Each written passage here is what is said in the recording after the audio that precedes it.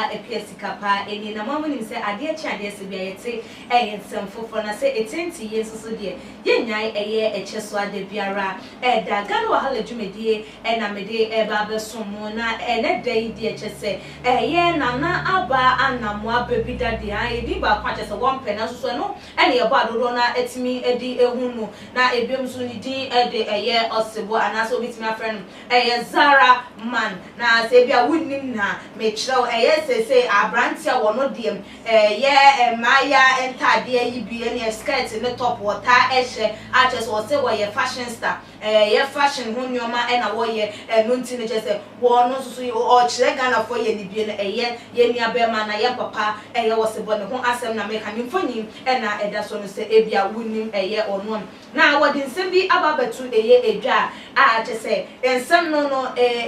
ndise eye de ebeto eye abontin anasem se abeto abontin po enya ewie krampo na ehunya se nkasa ensem we bi se etimi efri wonom ene eye presenter no ano ede eba na eye Osebo edrope eye list of people anase female celebrities enya de se wonom wo bedeti na ebusuafo sei ena ensem no ekokoto edwa enra okokopie mu ewo eye Angel FM interviewer woni eye yeni abema eye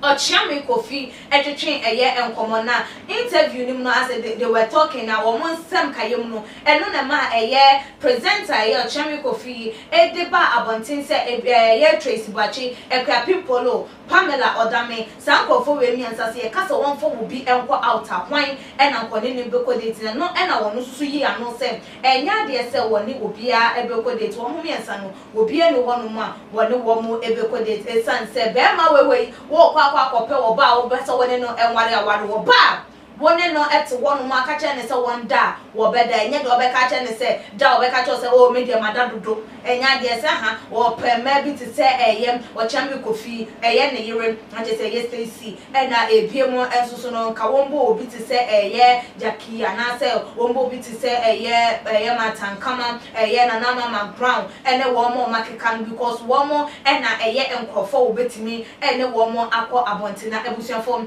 after the conversation another portion no eba ye no like udwen ho a debi presenter as a presenter. Why do you have to defame someone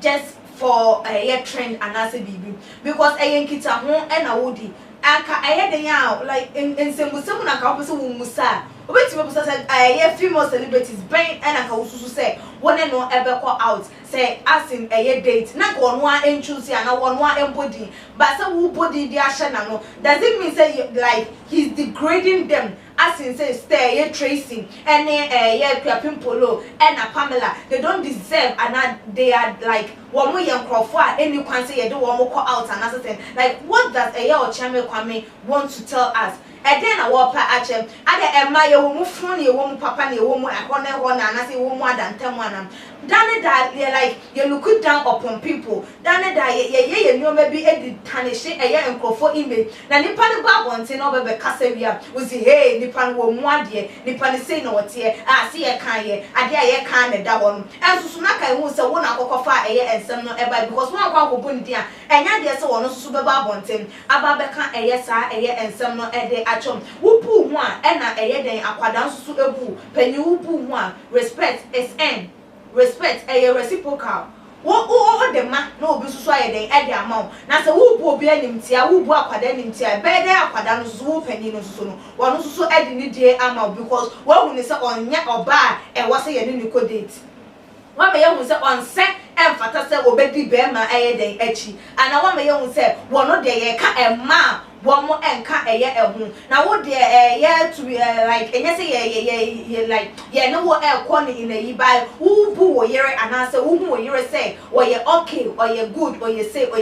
by a day, will be also I want a corner dear, will be honest that they were penning your my ACF. Abia, not their who pay or be MP. Ebia woman who poor mabon fian, one mum, and I will be so a bed episode mutisekusia, and no maybe one of my presenters a woman here. Say, Bunny, you busa questions, you busan, some, you busan, sama aya e de eye opunto bebre wo man no e de eye like a footwo e de enoma a chese e be kire adesua de enfo bre eye youth no because dem muye enoma bi na mabunu no so esua wo be hu no so akwa TV station so na wo bo obi din na wo ka obi ho asem onim nipa no onim nipa na chese onim e bra nipa ne ye den e bre ye ansam no wo du sam person be nam so wo hunu sem wo bi aye bi wa fa ne se ne mentor wa fa ne se ne role model no so egu obi eye den enim efia na so obu obi enim tia into presenters eye questions bi wo hono ma ehu be nya se enye nyina e na mu bebusa all because of eye trend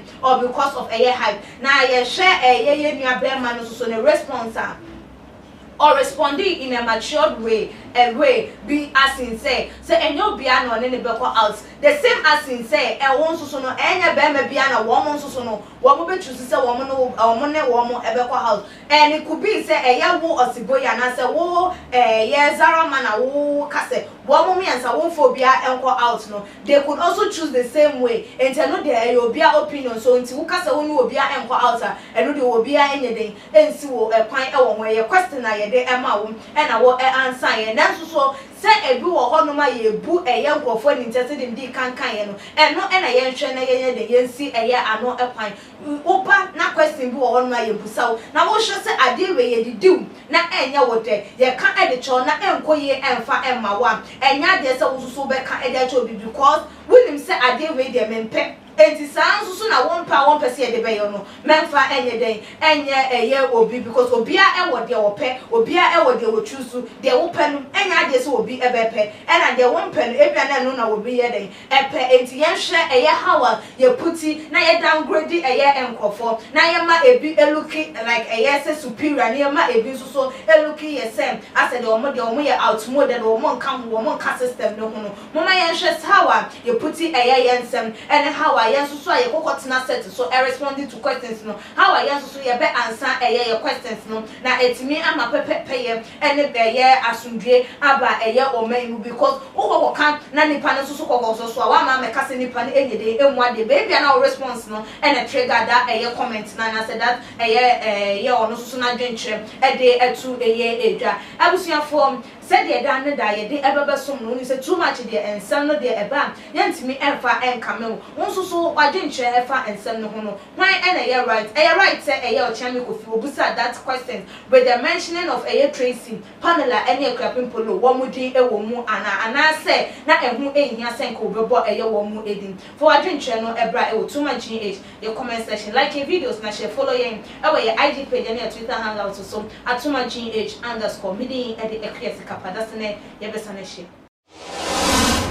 too much GH. We did that Japan. A breppy and Besame TV. Me share too much GH. The move for. Hey, almost sports and as entertainment. Hey, the move for. Munko so show mo. No anybody GDB. Madam, I say love you. Too much GH. We boy wate. Shout out to your fans and everybody who is watching Too Much GH. Me dey the Isaiah Kodwampo. We between family the great tampo. Bring. One man come on here Too Much GH. Too much GH. Too much. Na me so me I'm on fire.